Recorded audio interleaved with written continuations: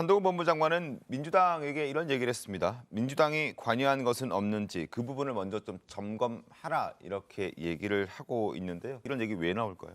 무엇보다도 지금 이것은 개인 기자에 대한 그 압수수색뿐만 아니라 방송사에 대한 압수수색이지 않습니까? 이 한동훈 장관이라고 하는 이 인물은 지금 사법의 영역에서 가장 그 영향력이 큰 분입니다. 특정 사안, 특히 본인하고 관련돼 있다 하더라도 굉장히 그 문제는 수사팀에 맡겨두는 것이 본인이 해야 될 일이지, 이 문제에 대해서 정치적으로 이렇게 발언하는 것이 합당한 것이냐 하는 것이죠. 이것을 마치 수사 가이드라인을 제시하는 것처럼 하는 이 장관의 발언, 굉장히 좀 부적절해 보인다고 생각합니다. 경쟁 캠프, 그러니까 송영길 캠프가 아니라 우원식 후보든 당시에 아니면 홍영표 후보든 이 둘 중에 한 경쟁 캠프에서 금품 살포한 정보를 입수했다. 그래서 우리도 마음이 급하니까 금품을 살포해야겠다라고 생각을 했다는 겁니다.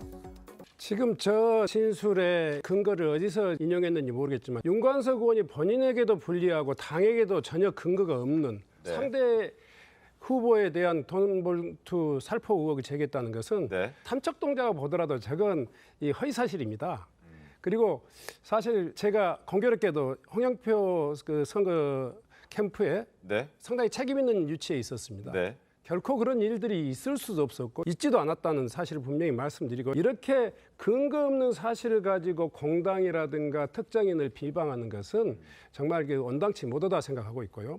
최근에 이제 이정근 그 메모라는 게 나왔지 않습니까? 이정근 메모에서 언급되고 있는 이원욱 의원, 그리고 또 김영진 의원, 서른 의원, 김병욱 의원, 고영준 의원 모두가 이 문제를 본인들하고는 전혀 관계가 없다는 것을 분명히 하고 허위사실 유포에 의해 형사 고발을 했단 말이에요.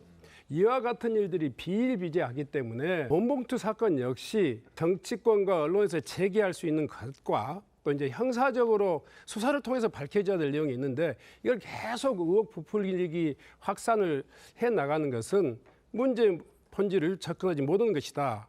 저는 그렇게 이야기합니다. 아빠 찬스로 선관위의 경력사원으로 채용된 직원들 가운데서 신우용 제주 선관위 상임위의 자녀가 있는데요.